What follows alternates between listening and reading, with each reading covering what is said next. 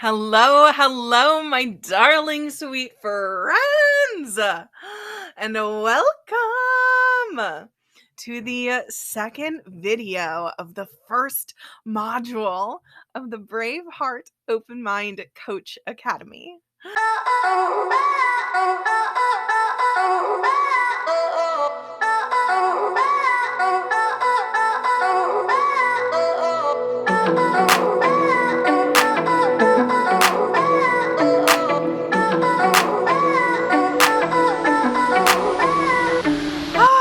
I'm just so excited that you are choosing to be here watching this right now, perhaps changing your life or your career, or at the very least changing your perspective on how you can better your life and the lives of the people you know and love, which is so exciting. In the last video, we were talking about sourcing sacred self-safety. We talked about why self-safety is important and what it looks like. What we are going to be talking about today is the hows of sourcing sacred self-safety, which is wildly exciting because as much fun it is to talk as it is to talk about what sacred safety is, the more impactful part is talking about how to do it, which is so exciting. So, before we dive right in to talking about all of the hows for how you can cultivate and source a sense of inner self-safety for yourself, we are going to take a brief look at how we recognize unsafe self patterns and behaviors. Because in order for us to instill more self-safety, we also have to go about recognizing what it is inside of ourselves that feels unsafe, what those patterns and practices and behaviors are.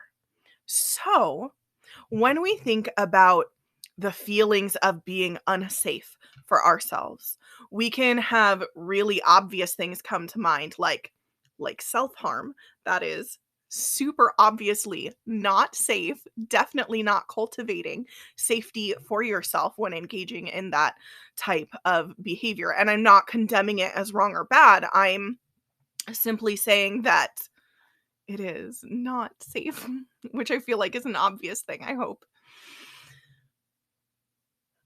Being unsafe for yourself can also be kind of sneaky, right? It's not always as obvious as something like that. It can be something sneaky like not following through on something that we say that we're going to do for ourselves, like drinking more water each day. If you've routinely promised yourself that you are going to hydrate more and then you don't, continuously breaking those promises to yourself contributes to an environment of feeling unsafe with yourself. So we have dueling ends of this spectrum of creating this sense of safety for ourselves. So it's important to look at how we feel unsafe in really obvious ways and in sometimes really sneaky ways. So some of the ways that we can begin to recognize not feeling safe is when we can recognize the symptoms of when our sympathetic nervous system is active. Our sympathetic nervous system is how our body behaves when we are in fight or flight mode. And back in the day, it was really easy to know when you were in fight or flight mode because there was like a stimulus that caused it, like a lion or a tiger or a bear. Oh my. In the ripe old day of the 2020 somethings, right? Our stimulus might be something that we're more used to. It could be a job or a working environment that continuously sets off your stress hormones, which it causes your body to react just the same as if you saw a tiger, right? Going to your job that stresses you out over and over and over again is activating that cortisol, that stress hormone, which can put your body into its sympathetic nervous system, where you are noticing really tight, tense muscles. You might notice a feeling of like density in places in your body. You might notice shallow or rapid breathing. All of these things can be really good identifiers for what unsafety looks like for ourselves. Any feelings of anxiety or panic or dread are also really good ways to know that you are feeling a sense of unsafety. And when we continuously choose to put ourselves in situations that make us feel this way, then we are choosing unsafety for ourselves. We are not cultivating a delicious sense of self safety. And I also know that that gets combined contextually with having to provide for your family, having to provide for your parents who need help with their retirement, all of those responsibilities. So it can be really easy to view those stressors like those that come from a job as necessary. And also, I would urge you to apply for other jobs. Or if you are here now, it might be that you are already thinking about switching careers into doing coaching, which would be wildly exciting because you get to call your own shots, or you perhaps get to work for a coaching company who employs amazing coaches. So if I had to guess, that is already on your mind. So I just wanted to recognize for a moment that like sometimes these responsibilities that cause us stress are necessary, right? Or feel necessary. And I totally wanted to validate that that is a context that people may feel. When we are looking to continue recognizing our patterns of unself safety, we can see behaviors like agreeing with our negative self-talk. We talked a lot about negative self-talk in our last video, so I won't spend a lot of time talking about what it is, but noticing whether or not you're agreeing to those negative thoughts that come into your mind can be you recognizing that sense of unsafety for yourself. Another sneakier way that self-talk can come into play is if you are feeling like you are standing by, like being a bystander. When you hear your mind say those cruel thoughts to yourself. If you hear your mind, for example, say you're never going to be good enough for him, right? Agreeing with that would be like, yeah, I will never be good enough for him. You're right. There's that also more insidious side of that when you would just say nothing and just feel badly in reaction to hearing that. What I'm going to ask you to start doing is to feel those genuine feelings of feeling bad at that comment and talking back to those thoughts. We'll talk a little bit more about how that can happen in a little bit. But making sure to know that being a bystander to your own negative thoughts is a way in which you can make yourself feel unsafe. And then we can talk about choosing harmful practices for your body, like consistently eating high sodium foods, or inactivity, or self-harm, or not getting a lot of sleep. And here we also get to introduce that side topic of how like systems of oppression, especially in America, that's my frame of reference where I'm coming from, can make it so that you only have access to high sodium foods because that is what is cheapest. Not getting enough sleep because you're having to work 3 jobs. So I want to acknowledge that there are other contexts outside of this perfect picture that I'm painting on how we can choose more safety for ourselves. And also, it's really important to know, to be aware of, to admit to yourself that this repetition of those cycles, of those patterns, or of those systems are creating a sense of unsafety for you, of unsafeness for you. And I want to also put in a reminder here that if you're hearing me say like all of these things that you might be feeling like, oh my God, I need to change everything. How do I change everything? I get that feeling. It can be a really overwhelming feeling, especially in a society where perfection is like served on this beautiful, pretty Instagram pedestal, right? Where we should be all living these perfect lives of feeling great and doing all the right things for ourselves. And also, I'm gonna take a drink of my water and let you say hi to my little flamingos. And also remind you that this is a journey of increasing your sense of self safety. It's not something that happens overnight, because creating unsafety for yourself didn't happen overnight, right? You didn't somehow like have this mass betrayal of yourself that made you feel unsafe. It was a repetition or a compounding of thing upon thing upon thing that has made you feel this sense of unsafety. And it's going to be an unlayering of thing upon thing upon thing to help you feel safe again. So please don't feel like I'm telling you to change 12 things all at once. What I'm asking you to do is put one step, one foot in front of the other, and cultivate. And when I say the word cultivate, I mean it in a gardening sense, right? Plant a seed, take care of yourself, grow what you can when you can, and cultivate that sense of increased self safety for you yourself. And then later, when we start talking about your clients down the road, when we're in the mode of talking about clients rather than focusing on ourselves. So the first half of the Coach Academy is focused on you so that you can do your inner work first. Some other ways that we can recognize that we are creating a sense of unsafety for ourselves is when we experience inner conflict or turmoil, when we perhaps desire to do something, but then we hold ourselves back from doing it. This could look like perhaps over strategizing on the best way to do something, when in reality, we desire to just go do it.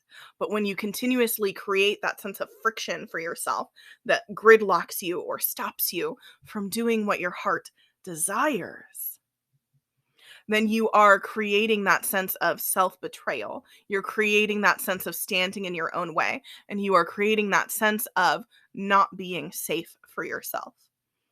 At the same time, we also want to be very compassionate towards all of our fears, towards all of our anxieties, towards all of those parts of us who are so very tempted to be cautious and act cautiously, because those are valid parts of you. I talked about that in the last video, so I won't repeat things here.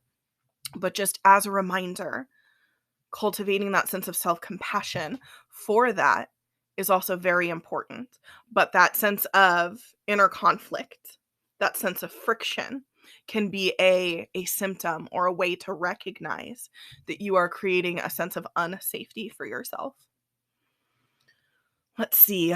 Let me look at my notes quick. Oh, that brings us to talking about self-sabotage. So yes, feeling that sense of inner conflict, and then also taking that one step further into exhibiting self-sabotage for yourself.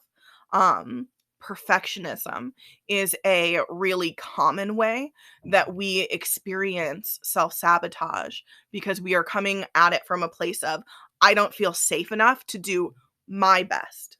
Not the best that can possibly be done that we're striving to get to with our perfectionism, but we don't feel safe enough to be ourselves with our best, or our best at the time, which then results in us often not taking action, right? So perfectionism is one of those sneaky ways of self-sabotage. So if you're hearing this and you're like, oh, I do that, then you can recognize that there's something in you that feels unsafe. There is some sort of feeling that is perpetuating this lack of safety. Other forms of self-sabotage can be procrastination, and can be just in general inaction, freezing. So all of those can be ways in which we can recognize our feelings of unsafety. And now, My darling sweet friend, we get to move into talking about how to source our own sense of sacred self-safety, which feels so good. Now that we've talked about all of the ways to recognize unsafety, we get to move into the juicy goodness of how we can start to shift or turn the tide or put one step in front of the other to start cultivating that sense of self-safety for ourselves. One of the very first and fundamentally most important ways is to have that conscious self-talk that you've heard me mention a few times now. When you can consciously disagree with those unsafe thoughts or that sense of cruelty, then you can begin cultivating that sense of being an advocate for yourself always, of having your own back always.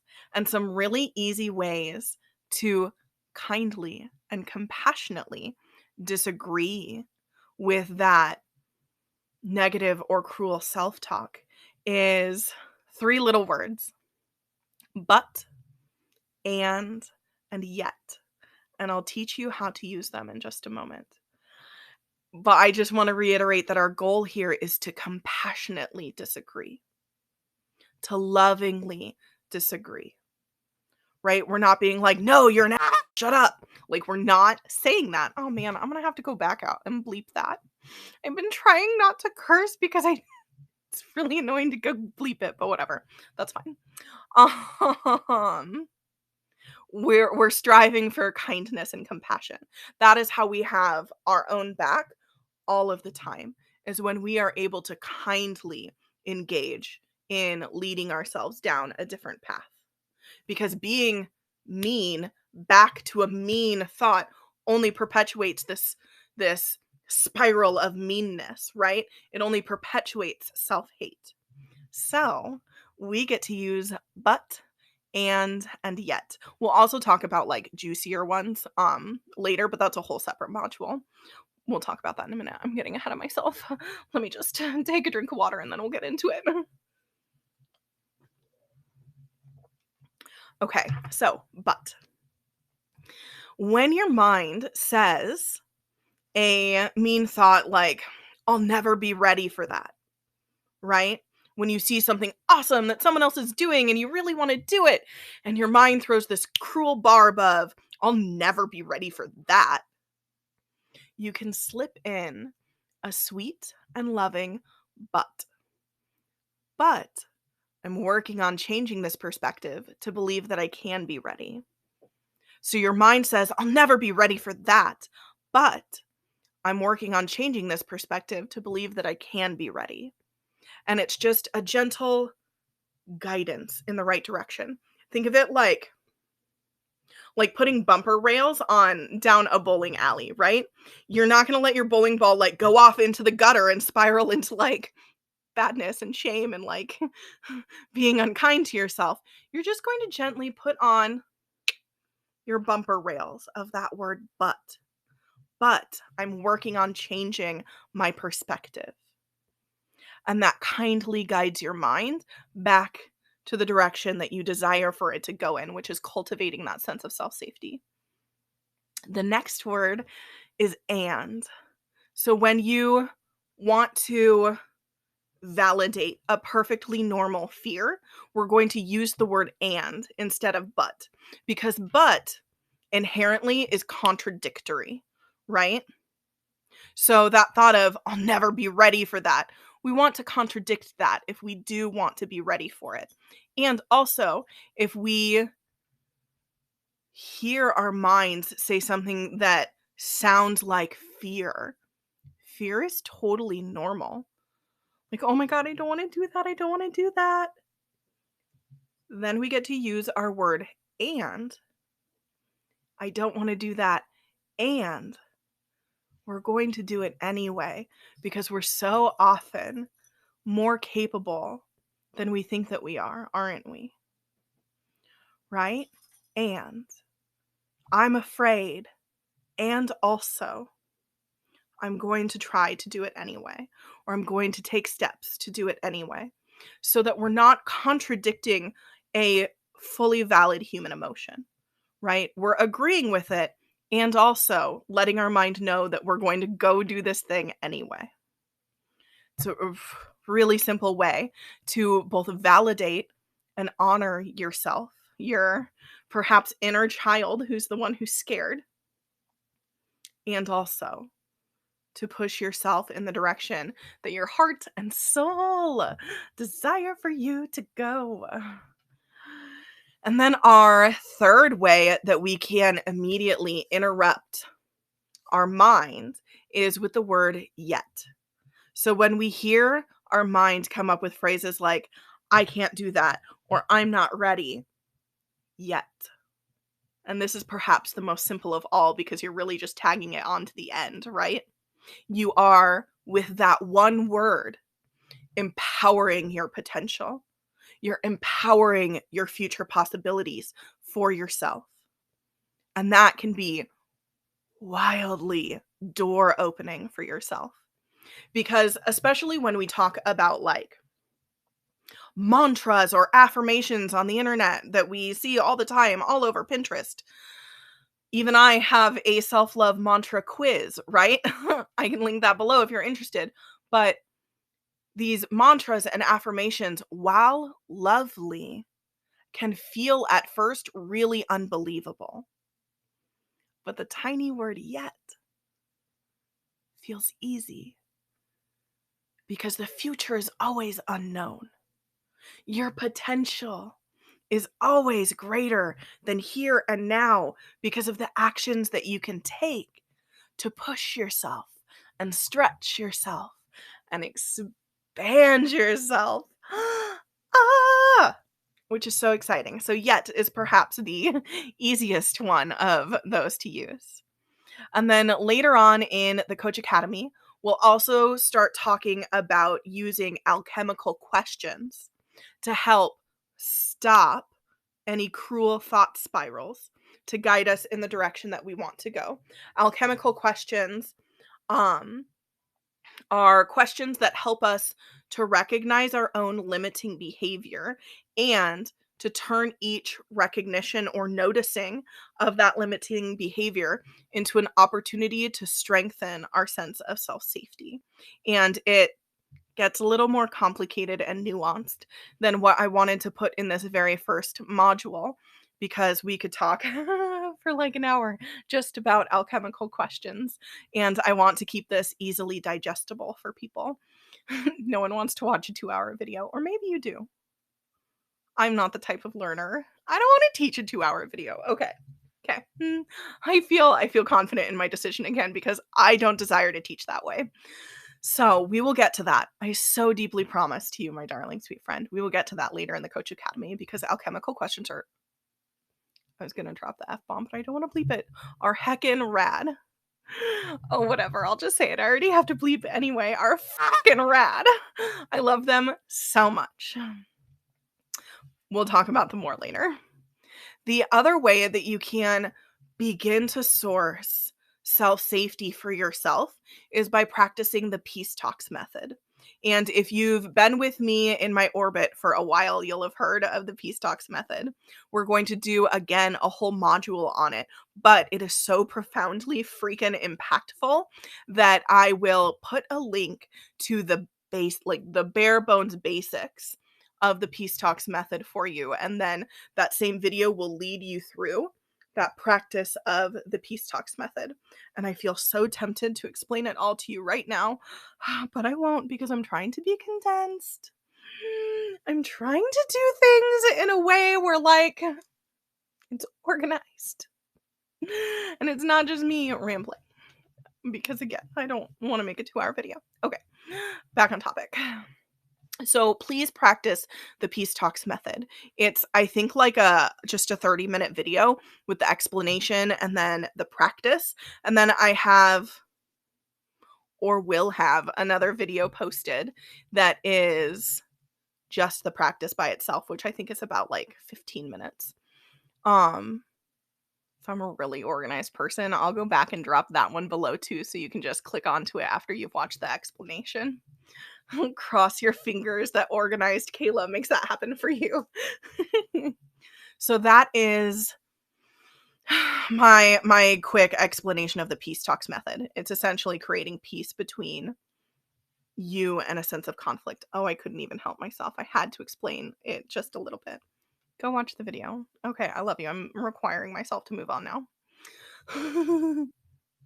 The other way that you can start to cultivate a sense of self safety for yourself right now is through bodily kindness, pleasure, care, and breathing. We're going to set breathing aside for a minute. We're going to talk about it in a moment. For now, we're going to drop into our bodies and talk about kindness and pleasure and care. When we think of bodily care, we think of like really hygienic things like brushing our teeth or washing our hair, things that like have to happen for us to care for our bodies, right?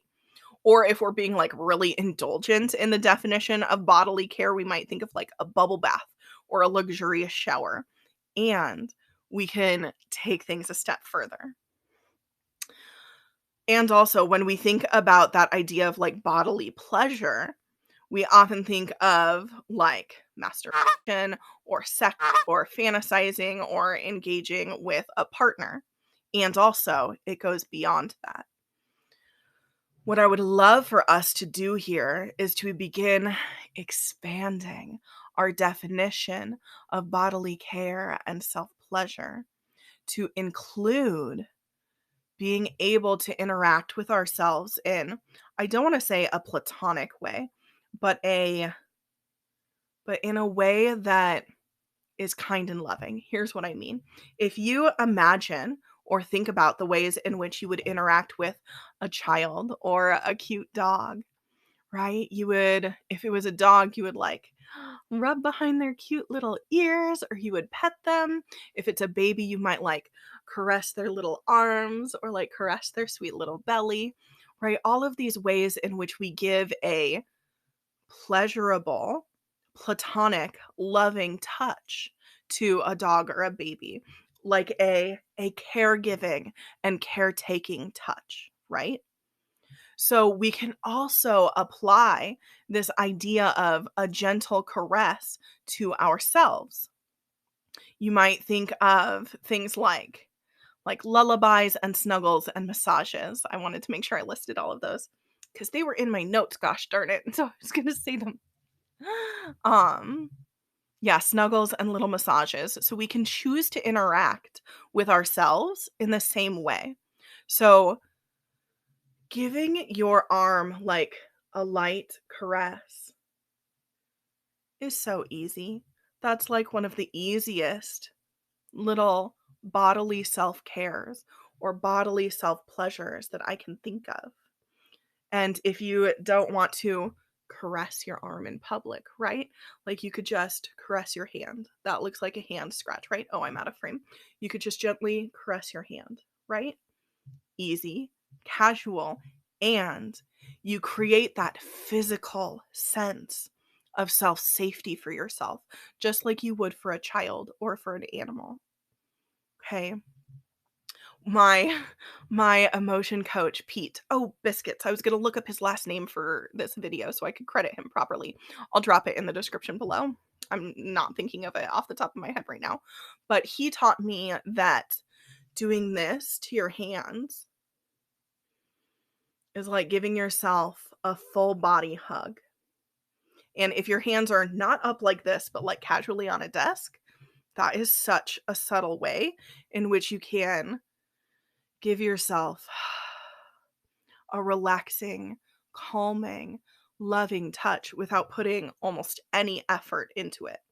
And the way that he explained it to me was because the energy meridians that run through our bodies, we'll talk more about our sweet woo-woo energy later, but our energy meridians that run through our bodies are mirrored in our hands. Like what I specifically remember him saying is that our middle finger represents our primary meridian that would run from our crown down to the base of our spine. So essentially, when you do this, you are giving yourself a full body hug. And that is always one of the most calming things that I can think of, is to like give yourself a nice, delicious hug. You can also just like literally give yourself a hug like this too. That's one of my favorite things to do when I need to cultivate that sense of self-safety for myself. And you guys, I'm so distracted right now. The plant that sits above my desk, like the light's coming through perfectly, and I just noticed that it has spider mites, and I'm really sad about it. Okay. My brain needed to acknowledge that, and now we're gonna move on. If you are a plant nerd like me, you'll understand the distress. If you're a plant nerd like me, let me know in the comments, because I was thinking about starting a plant channel. Not like that I'm going to put out content really consistently. It would just be like a hobby for funsies channel. But anyway, let me know if you're into that. Back to using physical touch as a way to cultivate self-safety for yourself. You spend the most freaking time with yourself in your mind with you.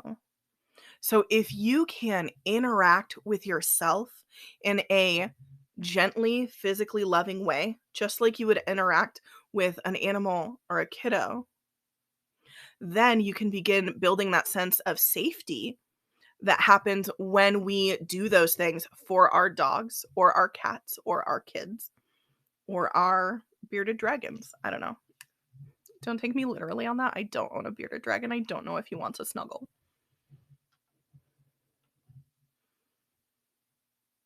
I feel like he might. If I get a bearded dragon, he's gonna get snuggled, and then I guess I'll find out if he likes it or not. I don't think my husband would let me anyway. I say let me, but I'm pretty sure he would agree to it if I really wanted him to. I don't think I'm a bearded dragon kind of girl. See, there we go. There's the empowered answer. I don't want a bearded dragon. Okay, so let's move on to talking about the most pleasurable type of self-touch, right? When we think of the most pleasurable type of self-touch, we think about the like engaging with it or engaging in that action with a partner or with like a fantasy that we already have planned out in our head with like Hugh Jackman looking like a total dad in his tight sweater, right? Like we have those fantasies. That's cool. I just put that out on the internet. That's fine. We have those fantasies and we have like an end goal, right? We want the O, right? I'm trying to not say things that will like flag this on YouTube. But we have that big fireworks goal at the end. And also, we can engage in pleasurable self-touch without an end goal. We can celebrate just the fact that we are spending time with our own body. We can do it without a partner, without a fantasy, without needing, and just being with ourselves. We'll talk more about this when we go into our module on cultivating an intimate and pleasurable self-relationship. We'll go more deeply into that, and that will probably be demonetized, but whatever, that's fine. But feel free to begin noodling on this idea or practicing this idea in which you can engage with yourself, by yourself, for yourself, and thinking only of yourself. Thinking of it as like an act of service for your body from you. Like, I love you so much today, body. You got me through all of the things.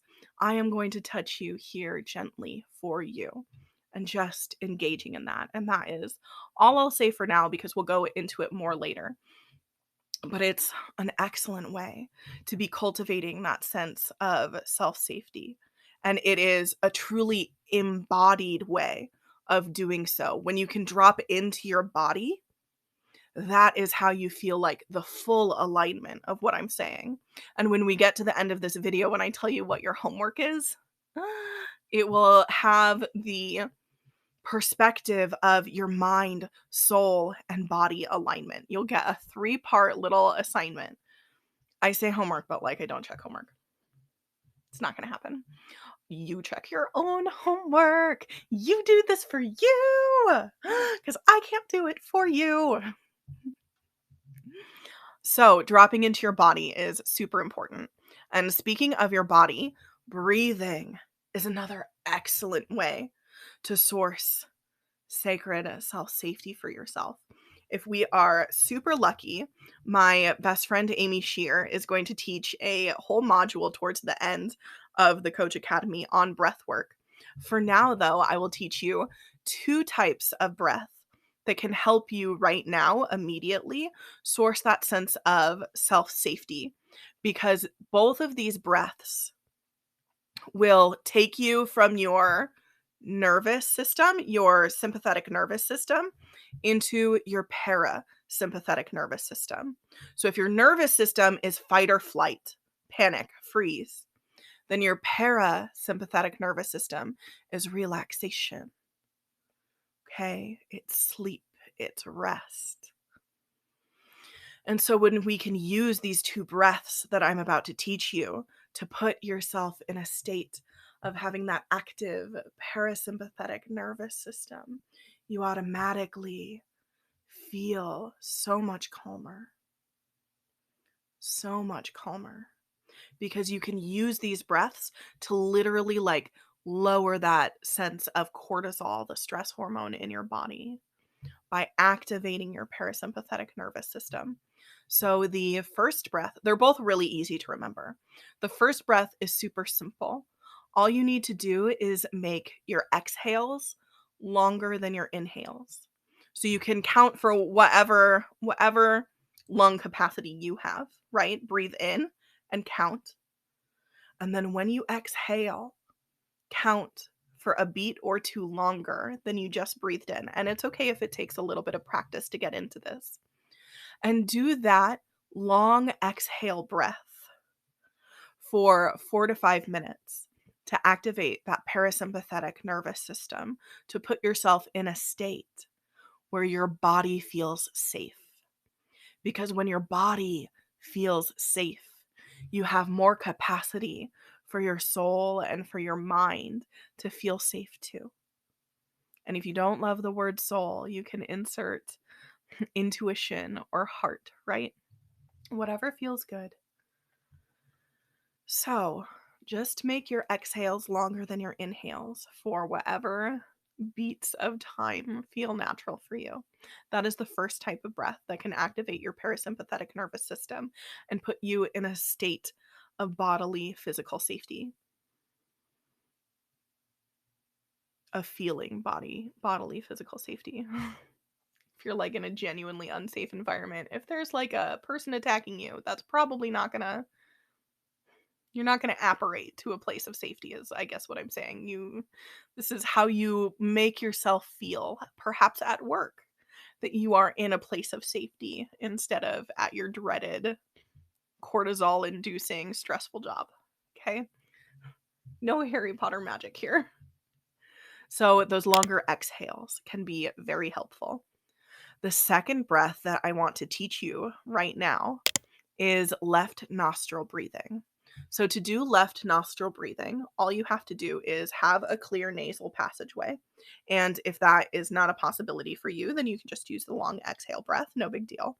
If that is an option for you, you can just put a finger or, an arm or however you need to block it. I don't want to assume that everyone has fingers, right? Like not everybody does. So you can, in whatever way that you are able to, block off your right nostril and breathe exclusively through your left nostril. And just do that for 3 or 4 or 5 minutes. And that will also activate your parasympathetic nervous system in whatever way feels best for you. The other night, I even just like wadded up a tissue and shoved it up my nose because my arms were really tired from yoga that day. So I didn't want to plug my right nostril like that. So however you need to block off that right nostril, to breathe exclusively through your left for 3 to 5 minutes. That will help to activate that parasympathetic nervous system and to help your body feel safe, which is so juicy and so beautiful. The other beautifully important part of the Coach Academy is to not just take my word for it, but to explore with your own mind, because there are 975,000 million different ways in which coaching can be done, in which making yourself feel safe can be achieved. So I want to ask you a couple questions, and you can feel free to consider these in your mind, or you can journal them out, whatever feels good for you. So, what if sourcing sacred self-safety looked different than what we've outlined here? What if? Sacred safety is who you are to yourself when you feel any type of vulnerable, when you fear, when you feel pain, when your inner child is wounded AF. So that means any act that falls compassionately under the umbrella of cultivating self-kindness, self-compassion, self-understanding, and safety in being all of yourself is sourcing sacred self-safety, isn't it? So if you were to outline, here's your first question. If you were to outline a few other thoughts or behaviors of sourcing sacred self-safety, what would you say? And you can let these percolate in your mind, or you can journal them out, whatever feels good. Imagine yourself in a world where you felt perfectly safe to be yourself, to love yourself, and to interact with yourself. What would you be doing? And those answers can be perfect ways to cultivate or create self-safety. How would you be acting? What would you be saying? How would you be responding? And listen for your own self-answers. I want so deeply for you inside the Coach Academy, for you to feel like you are able to self-source your own wisdom, to take what I have to say and to burn it or use something else, right? To create your own style of doing these things. Maybe you take that idea of left nostril breathing and you add to it sitting next to a lit candle with lavender because you're into aromatherapy, right? There are so many other ways in which you can view sourcing your own sense of self-safety. And I want to make sure that I am activating those brain juices, those mind vibes inside of you that can help you to think of what you would do with your own innate inner wisdom. So those are your questions. I will throw those in the description box so that you can see them easily to be able to journal them out or answer for yourself. Which brings us, my love, to your homework for the week, which I will also copy paste into the description box. So, your homework for this week for your mind is to listen to your thoughts and engage with them compassionately. Be the leader of your thoughts rather than just a responder or a bystander. So listen and engage with your thoughts compassionately. That is your mind homework. Your soul homework is to practice the Peace Talks method via the video linked below. Okay? And then your body homework is to engage in cultivating physical self-safety in small or large ways. We talked about so many ways to do that, from short caresses to left nostril breathing, whatever feels good. Work on something with your body to cultivate that sense of self-safety. So come up with those 3 ways for your mind, your soul, and your body to begin cultivating and growing and expanding your sense of sacred self-safety. And remember that this is a journey, one foot in front of the other. I'm asking you to take 3 steps. You take however many you are able to take, my love. Hooray! Okay. From my heart to yours, my darling sweet friend, I'm sending you so much love. And I hope that you have an amazing day, and I cannot wait to see you back here for module 2. Hooray, hooray, hooray, hooray!